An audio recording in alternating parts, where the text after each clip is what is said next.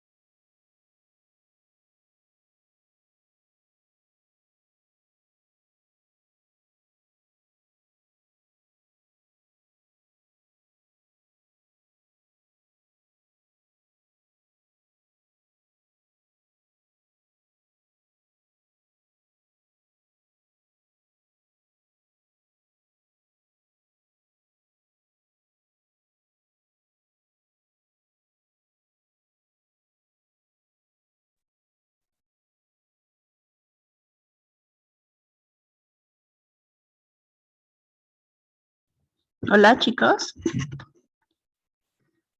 ¿Se escucha?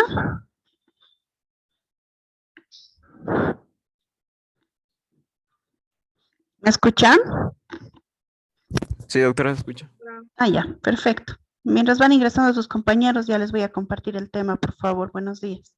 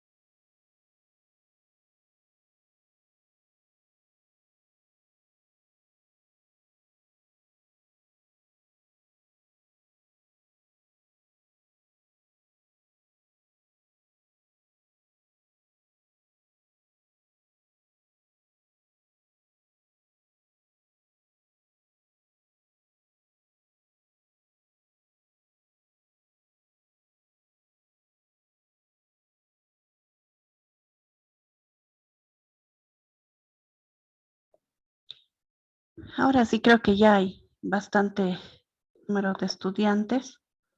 Entonces vamos a empezar, por favor. Esta sería la cuarta unidad que llevamos y es funciones mentales superiores.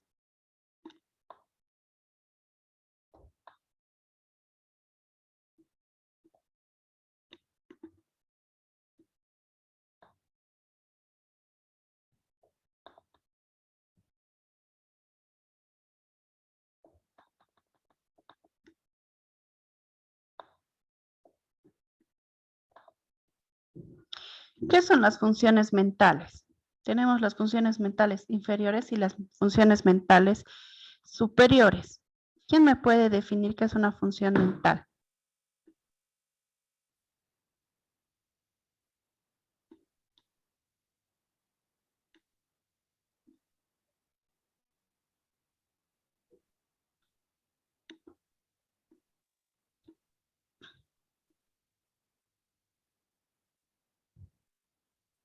Son aquelas que, com as quais nascemos, doutor, conforme está descrito.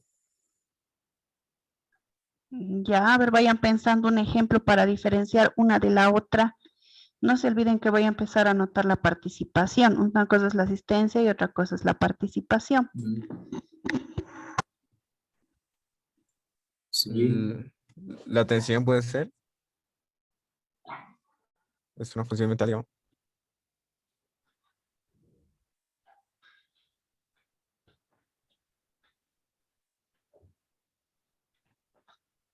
¿Cómo las diferenciamos una de otra? Então, doutora, as mentais, de função mentais inferiores são com as quais que nós nascemos com ela e ela vivemos. E as funções de mentais superiores são aquelas com as quais nós adquirimos conhecimento específico, social, através dos estudos que se encontram na sociedade específica. Poderia ser? Sí. Sí, Adalberto. Entonces acá nos dice lo mismo, ¿no? Sí. Son aquellas con las que nacemos. Por ejemplo, llorar será una función mental. Sí, doctora. Sí, doctor. Ela mesmo, sim, doutor. Acá les pongo un ejemplo para que un poquito nos demos cuenta. ¿Sí? Dice, cuando un niño llora, es porque le duele algo. Es una función mental inferior. Duele porque, o sea, llora porque le duele algo, porque puede hacerlo. ¿Sí? Porque es una reacción a algo que está pasando. ¿Sí? Pero si el niño llora para llamar la atención, ya es otra cosa, es una función mental superior. ¿Sí? Entonces es una forma de comunicación que se da en la interacción con los demás. Y eso los papás se dan cuenta, ¿no? Es clarito cuando un niño va a llorar, puede ser porque le duele, porque está enfermo, por hambre, por algo, y es clarito cuando está fingiendo y está llorando para llamar la atención, ¿no? Con este ejemplo uno se puede dar cuenta.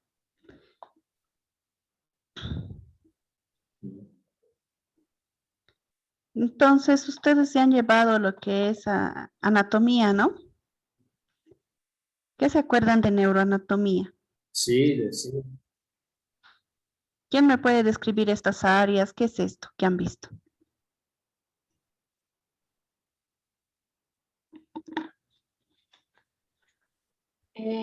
No me acuerdo muy bien, ¿Serían pero los lóbulos? es el área de Broca es para el lenguaje.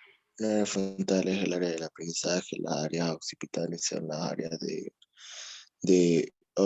memoria, la área, ay, no, me confundí, perdón, la temporales.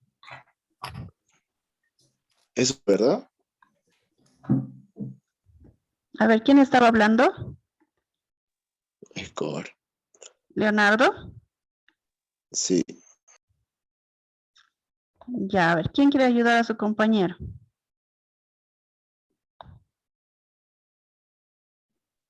Sim, doutora. Yo le decía de que el área de Broca era más que todo para para el área del lenguaje.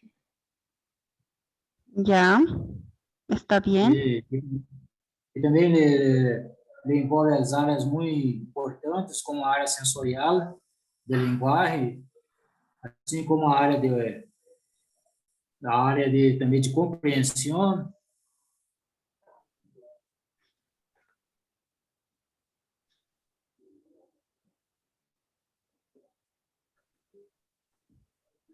Leonardo Escobar. Después, ¿quién era? ¿Quién era la señorita que estaba hablando? Martínez Sánchez. Carla. E depois foi o Adalberto. Sí, Adalberto, ya te anoté. Entonces, a ver, vamos a ver si es verdad lo que dicen. Aquí vemos a grandes rasgos que tenemos diferentes áreas, ¿no?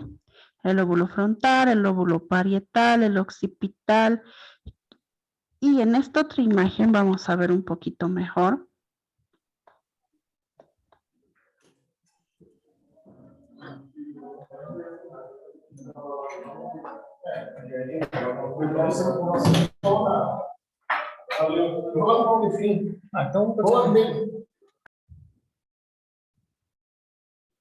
Que tenemos diferentes áreas cerebrales, ¿no?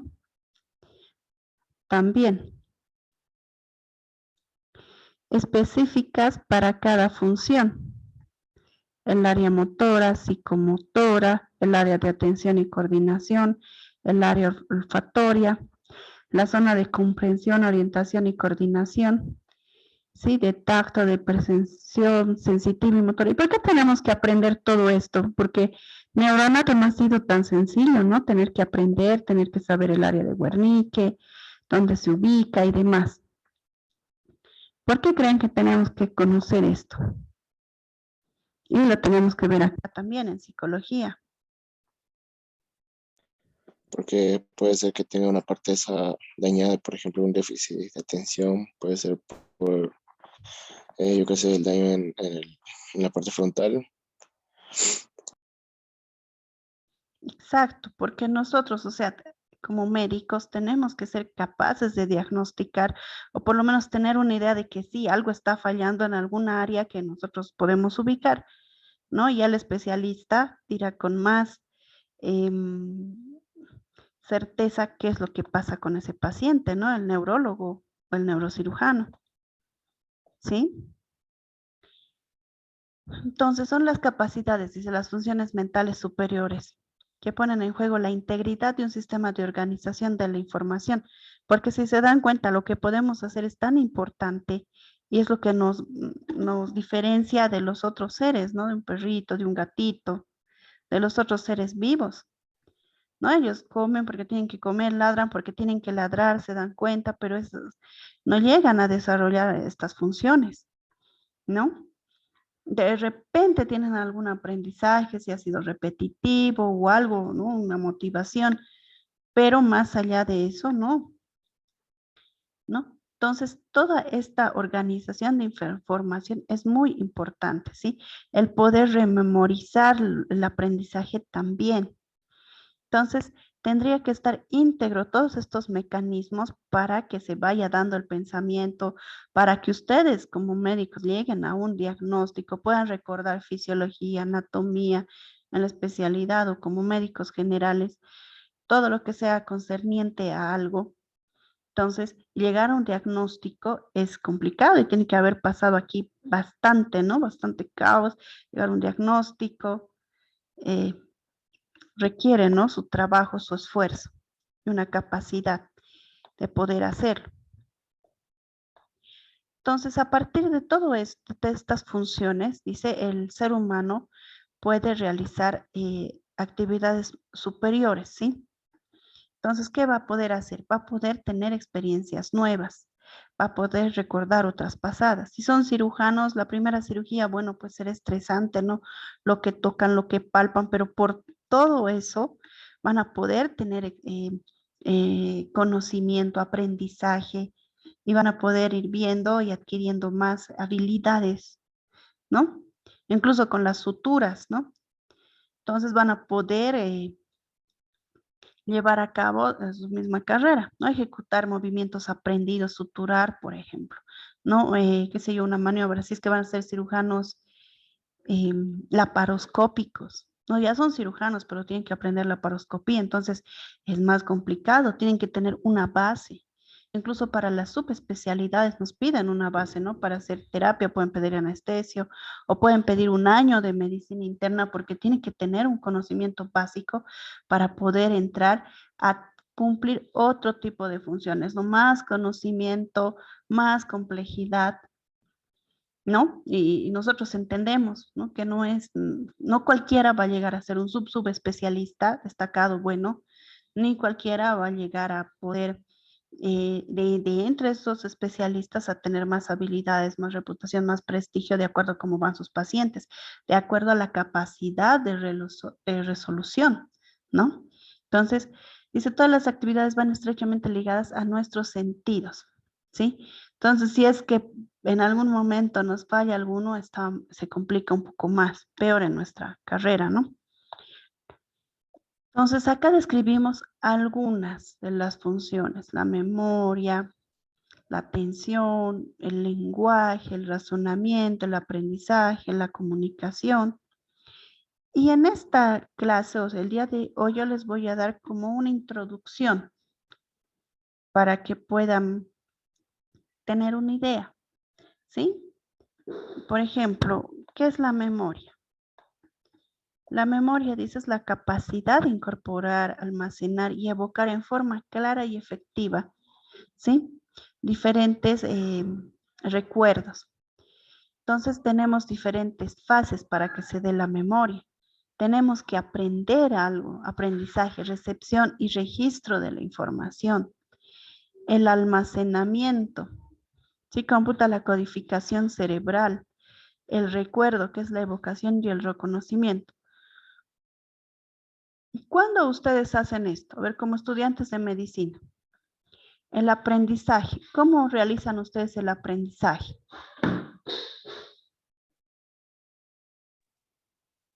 ¿Qué hacen para aprender? Estudian, pero ¿cómo estudian? Con las clases, leyendo libros. Yo creo que cada uno tiene su técnica, ¿no?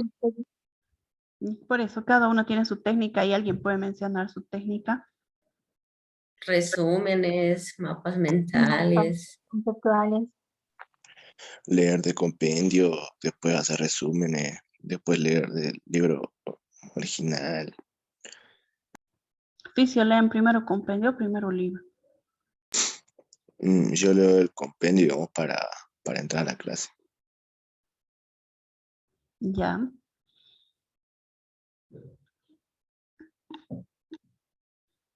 Y les ayuda bastante la clase magistral, la clase virtual.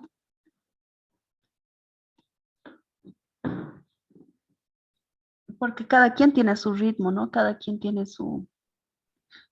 En realidad deberían ir leyendo fisiología a la clase para poder aclarar dudas, ¿no? Entonces acá, cómo recibimos la información y cómo la registramos es diferente, ¿sí? El aprendizaje hay algo que es muy importante y es el aprendizaje significativo, que lo vamos a ver posteriormente también.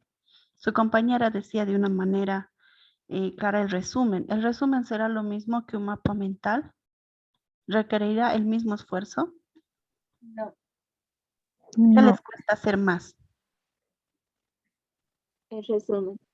¿El resumen? Para mí el mapa mental. Yo pienso que va a depender de cada uno, doctora. No. Dentro de las líneas de aprendizaje y el estudio y todo, está dicho, no está escrito eso.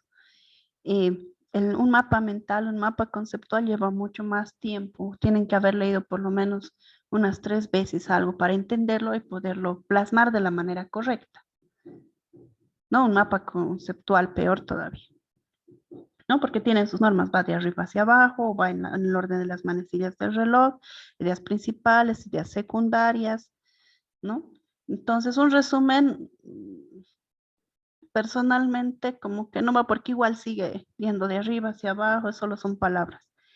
En cambio, un aprendizaje con mapas, con organizadores gráficos, en realidad, porque pueden hacerlo con llaves también, ahí sí depende de cada uno. Pero un organizador gráfico tiene más trabajo, tiene mayor horas de estudio, es un verificador de lectura y de aprendizaje más valioso que un simple resumen, ¿no? ¿Por qué? Porque ya vamos hablando de un aprendizaje significativo y nunca va a ser lo mismo un mapa mental que el de otro.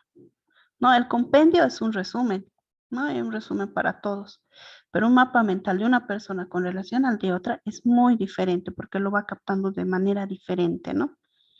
Entonces, esto es solamente para ver cómo vamos a recepcionar, registrar la información y ese almacenamiento va a quedar codificado, ¿sí? En el cerebro. En fisiología, yo antes daba fisiología y pedía a cada estudiante que me haga por unidad un mapa mental. Se querían morir mis estudiantes. Pero al final, cuando ya tenía que dar el examen final, me agradecían porque tenían su propio compendio. Veían su mapa y recordaban todo, porque es como una llave, ¿no? Es como una llave cuando uno entra a una casa, empieza a ver y a recordar todo, cómo está distribuida la cocina, la sala, el baño, ¿no? Pero todo eso se puede resumir en una sola llave. Y eso hace la evocación de la memoria y el recuerdo, ¿no? Incluso los mnemotécnicos que tienen ustedes para anatomía, ¿no? No sé si algunos han estudiado así. Entonces uno puede ir memorizando de diferente manera, ¿no? Entonces es la función que vamos a ir desarrollando en medicina, quizás un poco más que en otras carreras. Entonces también puede ser explorada a lo inmediato, a lo reciente y a lo remoto. Esto ya cuando vamos viendo a los pacientes, tenemos que ir viendo cómo está su memoria inmediata, ¿no? Les repetimos algo, les decimos algunas palabras y ellos tienen que repetir. Y a veces si son pacientes que tienen ya un daño cerebral, después de un accidente, una cirugía, un ACV o un tumor, entonces es un poco más complicado, ¿no? Incluso cuando se les va haciendo el tratamiento, la cirugía o el estudio, se les va pidiendo esto, ¿no? Si va afectando su memoria, si pueden realizar algún tipo de funciones. En la memoria reciente se prolonga por minutos u horas, ¿no? También tienen que ir repitiendo, tienen que ir hablando en un determinado tiempo o preguntarles qué es lo que hicieron en la mañana, por ejemplo, ¿no? A personas mayores, o cómo se vistieron, si es que pueden recordar, o si es que, qué es lo que comieron, ¿no? Entonces, esto para enfermedades como el Alzheimer, poder determinar si se acuerda o no se acuerda.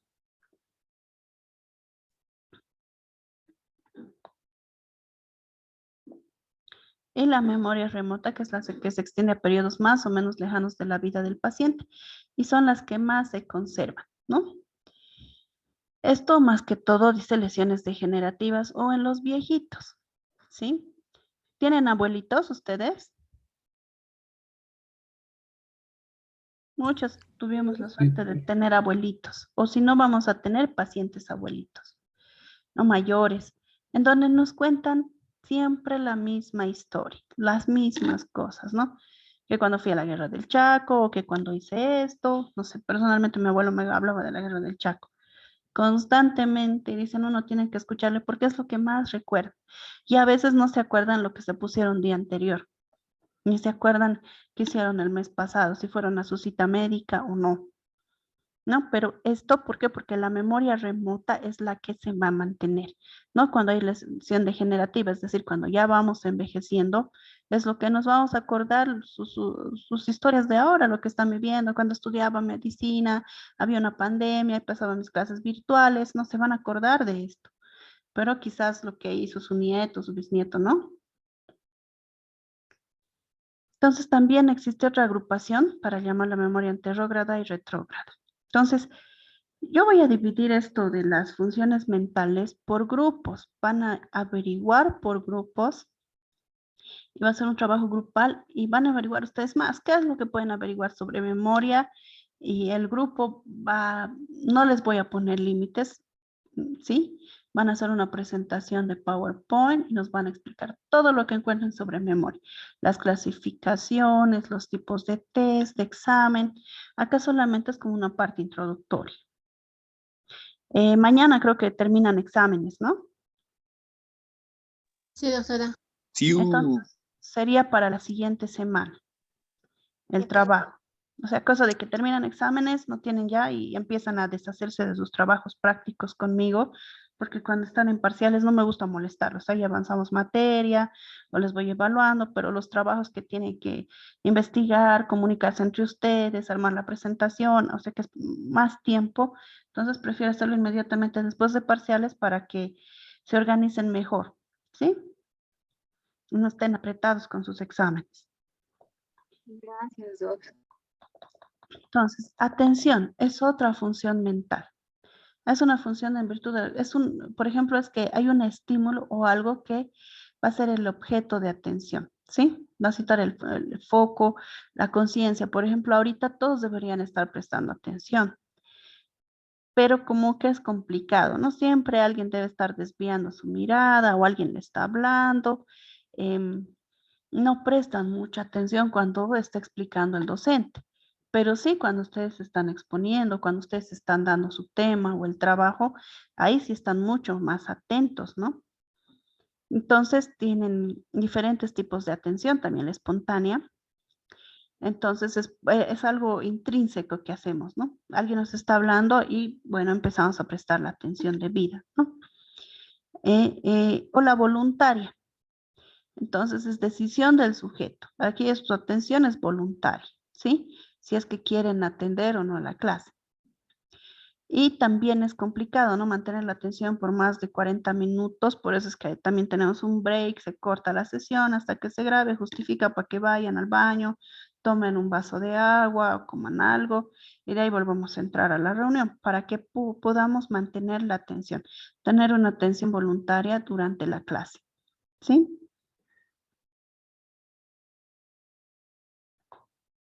¿Usted va a formar los grupos, Doc? Los grupos se mantienen. Hoy día cuando llame la lista en la segunda sesión, vamos a mantener los grupos.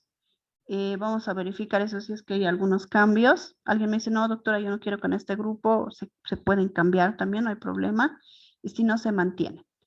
Pero sí, yo les voy a dar los temas mañana a cada grupo que van a ir trabajando. ¿Y ¿Ya? cuáles eran los grupos? Perdón. En la lista vamos a ver. Ya, con la lista de Excel ahí están anotados. Está viendo, gracias. Entonces, diciendo la reducción atencional o hipopresexia puede deberse a factores clínicos, ¿no? Esto dependiendo del proceso atencional que tengan que responder, ¿sí? Entonces también se puede hablar de desorientaciones, de confusiones mentales. En la atención también hay otros síndromes en niños, por ejemplo, ¿no? El TDAH, que no pueden atender, no pueden estar quietos, ¿no? Tienen una hiperactividad y la atención varía un poco. Todo esto, el grupo que trabaje sobre atención nos tiene que hablar, ¿sí? Entonces, acá yo les pongo algunos ejemplos, pero el que va a trabajar sobre atención es el que tiene que investigar, tiene que explicarnos de qué se trata esta función mental. Ahora, el lenguaje. El lenguaje es un código de sonidos o gráficos que sirven para la comunicación social entre los seres humanos. Obviamente, los animales también se comunican, ¿no? Tienen su medio de comunicación. Pero nosotros, ¿cuál es la diferencia? Varía de un país a otro, ¿sí? El lenguaje varía y es muy necesario. Por ejemplo, como médicos necesitamos saber en Bolivia para poder trabajar el quechua, ¿no? El quechua aquí en Cochabamba, el aymara en La Paz, ¿qué se llama? El guaraní en Santa Cruz. Porque necesitamos comunicarnos, ¿no? El lenguaje es parte para la comunicación, necesitamos tener un lenguaje claro para poder entender a nuestros pacientes. Sí, es una función mental que tenemos que ir trabajándola. Así que los que les sugiero que desde ahora vayan pensando en tomar clases de quechua, no es mala idea. Para algunos también clases de inglés, pero clases de quechua, ¿no? Es muy importante en Bolivia. Entonces, todo lenguaje tiene su gramática, sí, tiene su semántica, tiene su sintaxis, ¿no? Y esto también se necesita poder ver que esto funciona en el paciente. Si no entendemos ni el idioma que habla, ¿cómo voy a poder valorar si su gramática es correcta o lo que me quiere decir está coherente o lo que está escribiendo está bien, ¿no?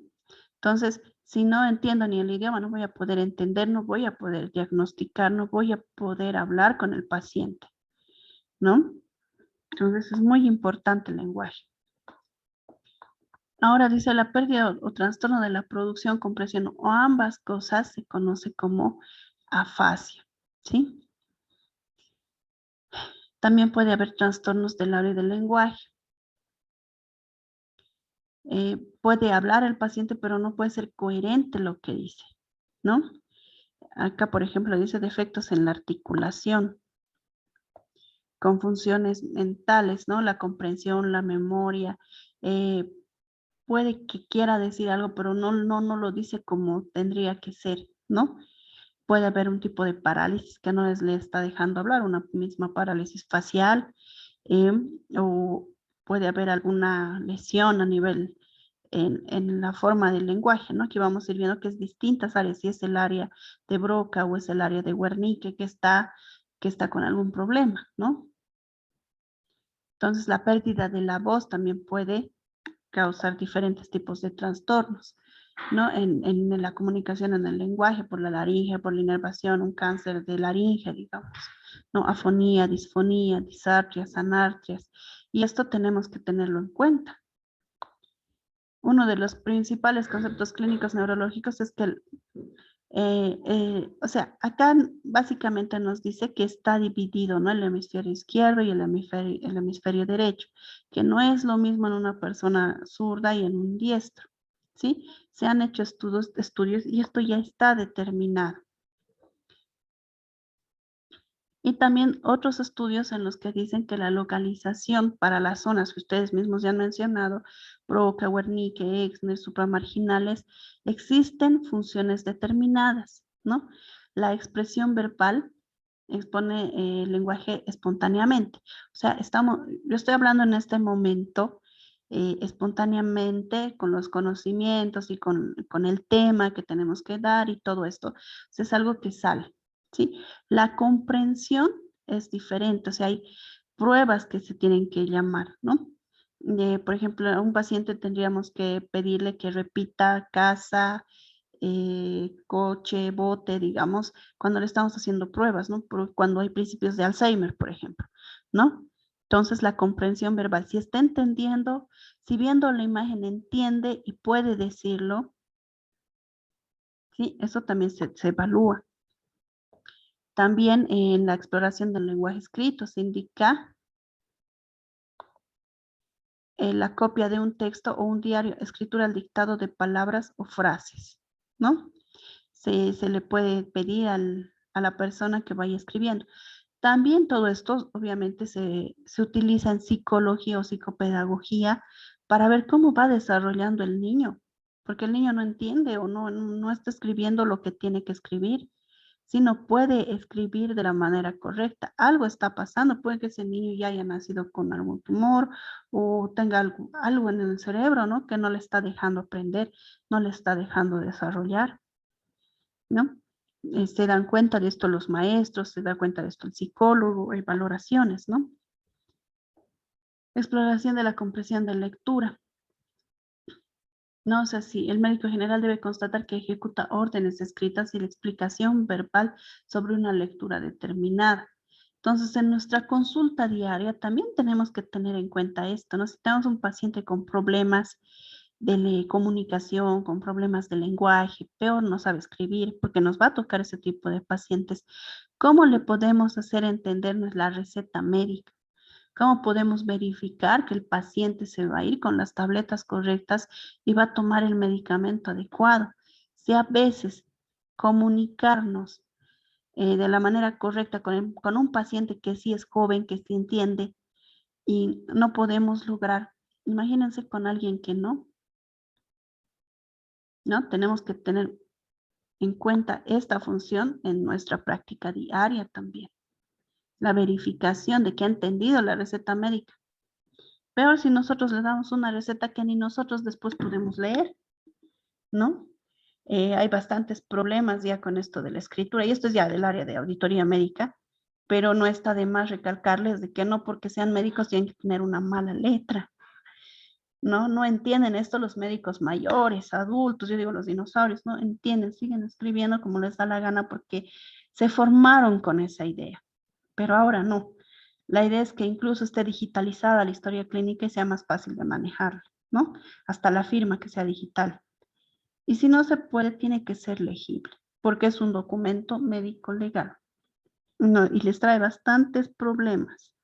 Acá, ¿no? La comunicación, la lectura, el lenguaje, es tan importante esta función mental y poder entablar relación con el paciente. Eso ya lo vamos a ir viendo en relación médico-paciente. Entonces, si es que está mal el lenguaje, ¿qué pasa? Tenemos afasias, que es la asimbolia del lenguaje. Los tipos más frecuentes de afasias pueden ser total o global. ¿Qué quiere decir? Que el paciente no habla, que el paciente no entiende, que el paciente suele estar hemipléjico o parapléjico, ¿sí? Presenta infartos del territorio de la cerebral media. Por ejemplo, yo tenía un paciente con tuberculosis cerebral, ¿no? Y había migrado la tuberculosis y realmente no hablaba, no decía nada, no entendía. El paciente no se fue, ¿no? La meningitis tuberculosa no lo pudo matar porque tenía 21 años. Entonces, ni se podía comunicar, ni moviendo los ojitos, ni nada, ¿no? Entonces estaba con una afasia global total. Era una pena, lastimosamente pasa. No, y no es solamente que haya tenido un cáncer, una ACV, sino que puede una misma infección darnos este tipo de casos, ¿no? Una afasia de expresión tipo Broca, dice, grave. Si es que está afectada esta área del lenguaje espontáneo, que es el área de Broca, pero está conservada la comprensión, ¿no? Comprende. ¿Qué es lo que quiere decir? Que le podemos decir, puedes pestañear o puedes apretarme el dedo, si me entiendes, si es sí, si es no, me aprietas más fuerte o pestañas 2 veces, ¿no? ¿Qué quiere decir? Que sí está conservada la comprensión, pero que no puede hablar, no puede expresarse. Ahora, si es una fase de comprensión del área de Wernicke, entonces el lenguaje es fluido, pero no se le entiende lo que habla, ¿sí? Entonces no puede expresarse de la manera correcta. ¿No? El lenguaje es incomprensible, se acompañan de mianopsis por compromisos de radiaciones ópticas. Y también tenemos la fase nominativa. Entonces, donde vemos el objeto, reconocemos, pero no los podemos decir. Vemos que es una silla, pero no podemos decir que es una silla. ¿No? Entonces, bueno, eso para dar introducción a lo que son las afasias. Otra función mental. Aprendizaje. Y aquí podemos hablar todavía, ¿no? ¿Cómo aprenden ustedes? Esa es la pregunta. El grupo que dé aprendizaje tiene que explayarse en el aprendizaje. ¿Qué es el aprendizaje? Es un proceso a través del cual se va a adquirir habilidades, destrezas, conocimientos, conductas, valores, así como resultado del estudio. Por eso les digo, ustedes todavía están en formación, ¿no? No es que salieron bachiller, empiezan a estudiar, ya están formados y no cambia su forma de pensar. Sí cambia. Nosotros como médicos constantemente adquirimos más conocimientos, más conductas, más valores, porque constantemente estudiamos y tenemos que hacerlos. En la misma pandemia, ¿quiénes han aprendido a manejar mejor a su familia, a poder concientizar mejor a la gente? La misma conducta, los mismos valores, ¿no? Vemos a diario cómo se muere la gente y podemos decir que sí existe el COVID, que es complicado, ¿no? Y que sí, ya está la nueva cepa acá y estamos ya preocupados. ¿Cómo resultará? ¿Qué es lo que pasará? ¿No? Entonces, nuestro aprendizaje nos lleva a poder tomar diferentes tipos de conductas, ¿sí? A poder entender. No es solamente lo que aprendemos en los libros. Tenemos que aprender habilidades, ¿no? En medicina se aprenden habilidades. Atender un parto, poder tomar un tacto correcto, ¿sí? Cómo es el borramiento, cuánto ha dilatado. Y es tan importante poder ver esto en la práctica diaria, poder colocar correctamente en una especialidad, por ejemplo, ¿no? Una punción lumbar. ¿Cuándo sé que ha traspasado la dura madre? ¿Cuándo sé que ha traspasado o que ha llegado o he pinchado de más? Los anestesiólogos, por ejemplo. Las destrezas, los conocimientos, ¿no? Los que van a hacer más intervencionismo, conductas. Y dependiendo de la escuela, de la universidad, de los hospitales que vayan a rotar los valores, ¿no? Entonces es una de las funciones mentales más importantes, ¿sí? Desarrolla un contexto social y cultural, obviamente, ¿no? Dependiendo de qué persona es, de dónde viene, cuál es su contexto social, cuál es la cultura con la que podemos contar, ¿sí? Entonces, todo esto, ¿a qué va a llevar? A que se vayan a formar procesos cognitivos individuales. ¿Sí? Y todo esto tiene que interiorizarse. Entonces, si en el aprendizaje les digo que hay gente que lee 5 días antes de su examen todo el contenido de fisiología, ¿será correcto?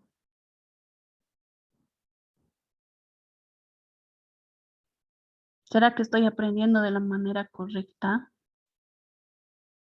¿No? Es el momento en que cada quien tendría que replantearse cómo estudio fisio o cómo estudio bioquímica, que son las materias fuertes.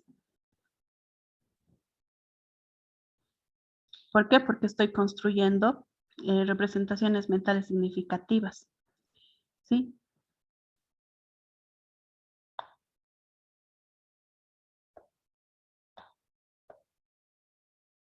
Ahora, aquí hay algo importante, dice, no solamente consiste en memorizar información, no. Tengo que conocer, tengo que comprender, tengo que aplicar, tengo que analizar, sintetizar y valorar.